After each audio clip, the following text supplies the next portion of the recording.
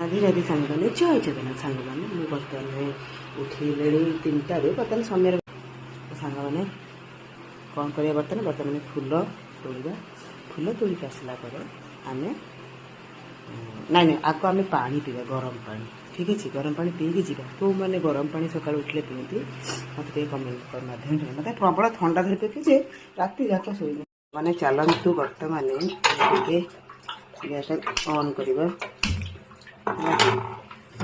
ଗରମ ପାଣି ଟିକେ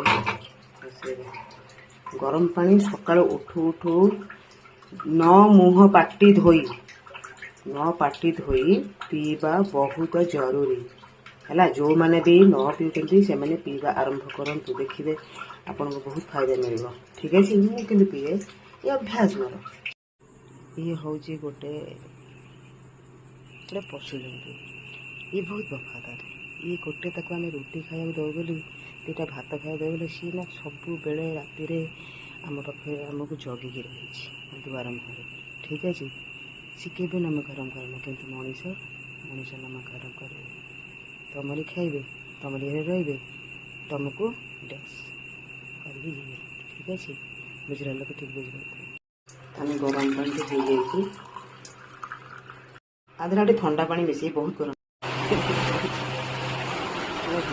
ଆମେ ପାଣି ପିଇ ଦେଇଛି, ଗରମ ପାଣି ପ୍ରବଳ ଗରମ, ପେଟ ଚଳିଲାଣି ପୁରା। ଏ ସାଙ୍ଗମାନେ ଚାଲନ୍ତୁ ଏଥର ଆମେ ଫୁଲ ତୋଳିବାକୁ ଯିବା। ପୁରା ସୁନସାନ।